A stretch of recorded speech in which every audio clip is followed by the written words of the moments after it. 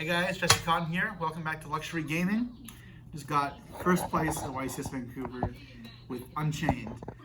Deck is not that different from the deck I played last week in Brazil, but there were some changes, so I'll go through it real quick.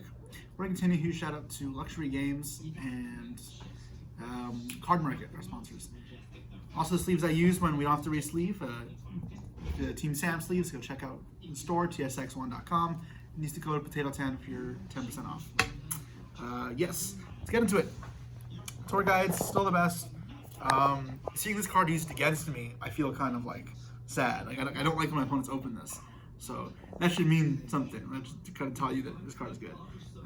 Sometimes you get Ashton passed, but like you can say that with any combination.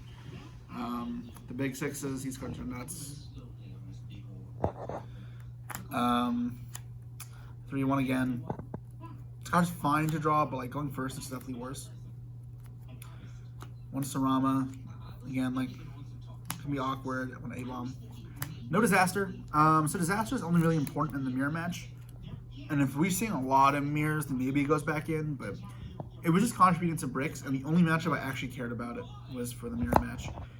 I didn't side it, but there's also merit to maybe siding it for the mirror. I kind of wanted it like 3 times, but all those were mirrors. Yeah. Every other matchup though, it's a brick in your deck. It's not worth like the hit to consistency. 3 prison, 3 escape, and this was a bit of a change. We went 2 chamber and 1 wailing. This is because we draw a lot of the traps, whatever. This gives you a third name to set up Shavara search, so you get more triggers. Also randomly versus like cashier prep. Now you have a spell to trigger, which is like fine. It's on field effect is whenever you link summon an Unchained monster, you can target a card on the field and destroy it, which can come up sometimes. So the utility's cool. Like I know for skill drain it's really good, but that never came up to me. But yeah, like the only difference is you have to take out one of these. And like opening this isn't very good anyways. If you're gonna brick on either of these, it won't make a difference. This, however, if you brick was drawing like Sarama and this like at least that's like disruption. So that's why you play 3 this one. Arguably this one may be better in the grind game. You just manage your resources right, you'll still be fine. Because this is the one that doesn't suck as much to draw if you get stopped. Yeah, those are the Unchained cards. Play the DD cards again, really good. Yeah, very strong. Definitely don't cut them. They break fields a lot and they're extenders. And these cards are really strong. Obviously, this sucks to draw, but it's so powerful. Also, the follow-up you get by Caesar dying and adding this is insane. 3 Eclipse. I think this is like probably the best non-engine card of the format. This and like Shifter. I made a video about it, but it's not posted yet. What was the third card I said? Oh, Thrust. Yeah, I think this card is nuts though. Really good going second, better than Book of Moon is, and going first is better than Book of Moon as well because like clears everything. You still keep this at going first in the mirror because this actually does stop them most of the time when paired to everything else. So I like this a lot. Yeah, they may get a draw or 2, but it doesn't matter. The tempo is worth it. Prosperity, which is probably the best card currently legal. This card is nuts. 3 Thrusts. Yeah, I mean, this card is really good. There's just so many powerful non-engine cards that are only good in some spots or some matchups. Being able to play all the 1-ofs is insane.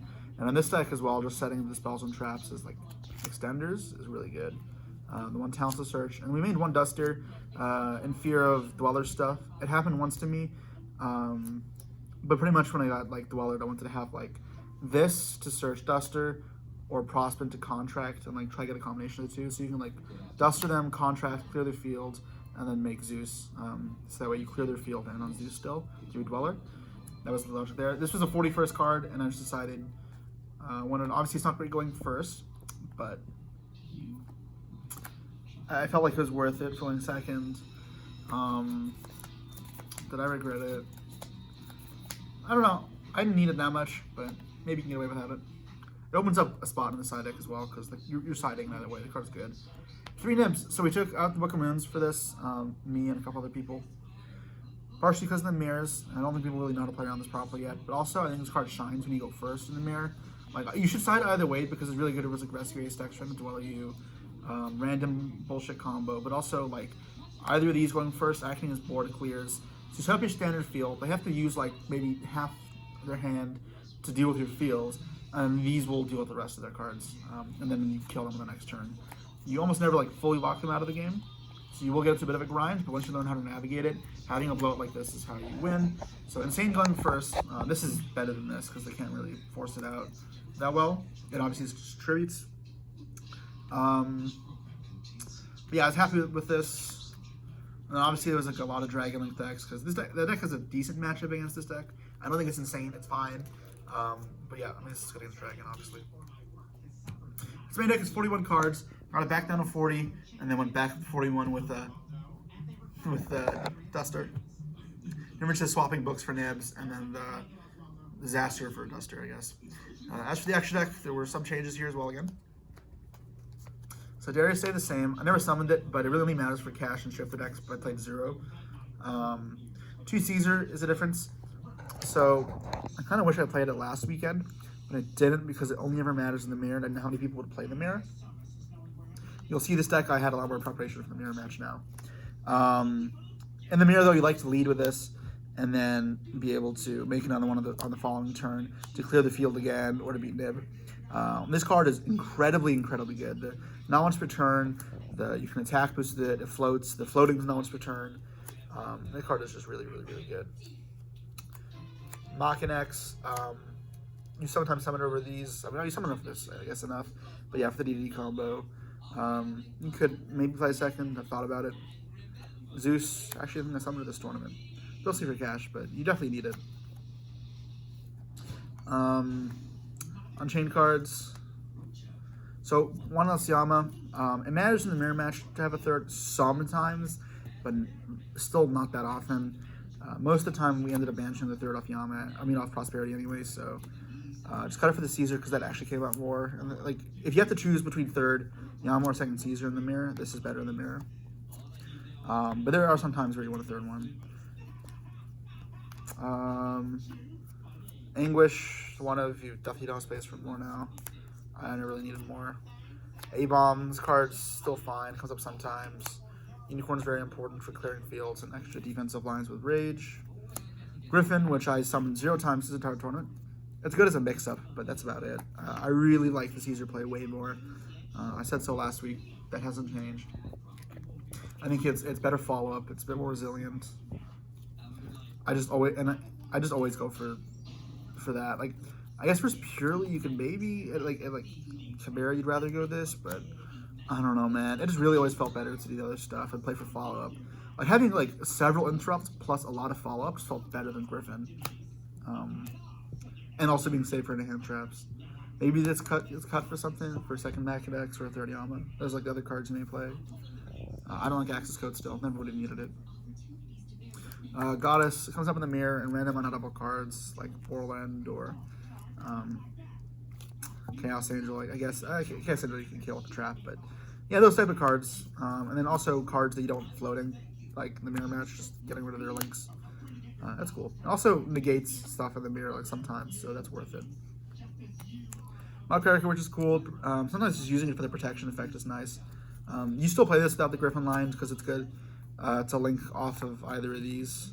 And there's some anti-nib lines where it comes up where it's like you get nibbed and then you make this and then you link that plus their nib into this, then you just revive this, and you can make Griffin. Which I guess that requires Griffin, but like that's one way to play around nib or to play through nib. Either way though, this card just comes up still sometimes. It's not like a crazy important card, and I'm always scared of Banshot Pross, but I never really get punished. Like the card's not crazy important. Yep, it's the extra deck. And finish the one change. And then side deck for the mirror match. We were just playing Steal Your Board cards. I already knew about this for Brazil, but we decided that there probably wasn't going to be enough mirrors to dedicate playing this. And we had more space on Death by cutting book because we felt it was kind of too average against everything. The only thing like really shined against were like purely in cash. And we already felt like we had so much for them. So by cutting that, we made space for this.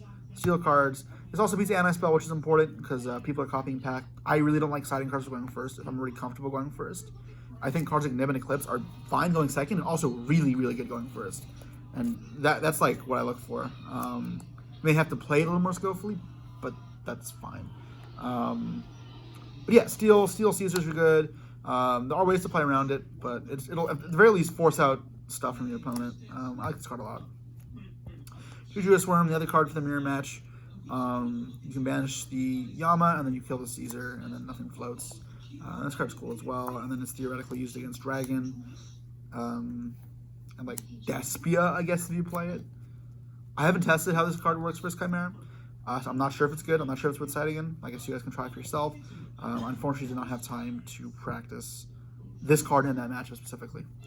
I didn't play any in the tournament, so I never even had to thought about siding it in. But that's like, I guess, the thought that I'd have. 1 Evenly and 2 Storm. Just worked out for side patterns that I only had these 3 to side in versus Rescue Ace. As far as back removal cards. We had more Evenlies in, but I just couldn't side out cards to make more space for Evenlies. So 1 was it. I wanted at least 1 so that you could search off Thrust. Specifically against Chimera, what they'll do is like draw face Sword Knight to summon Baphomet, at which point you just go search this. And if they have like Mirror Jade, Chimera, 2 sets, usually a book and a Chimera Fusion, this punishes them pretty hard. 3 Ashing, this card's really important in many matchups. Going first, it's good too. If people side him back or removal, like or Evenlies, having this to balance it out, that's good as well. It's like this and Nib are just great for going first. To supplement your hand. Also beats Thrust. I found oftentimes I wasn't even stopping. I was just holding this for Thrust and Prosperities, like the broken cards. And then Thrust targets. When you get Shifted versus Cash. And then going first, since everything is fine, it's really just Book of Eclipse. Your own field may get hit, but again, that's not really important as long as you have follow-up. And this deck is like the king of follow-up, so yeah. Barrier for Pearly and Chimera decks. Just again, the Thrust thing. This card is cuttable. It probably should be cut. I just didn't know what to put in. Like, in theory, we don't really need a Thrust target against those decks. You're going to set an Unchained card, it's fine. It's not like when you get shifted, you really need to have this. But we kind of just like comfort pick kept it in. Yeah, I don't know. I'd probably reevaluate this card though. I just didn't add anything of anything else because it didn't match up with side patterns to add more cards to the mirror or more cards for race. That part would need reevaluating, I guess. And then the Herald of the Abyss for Purely.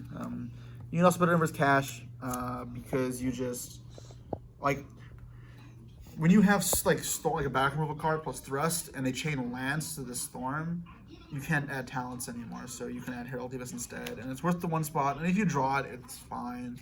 But you just need to make sure you don't get destroyed by Lance Arise Heart. So it's worth putting the 1 Herald of the Abyss for that matchup.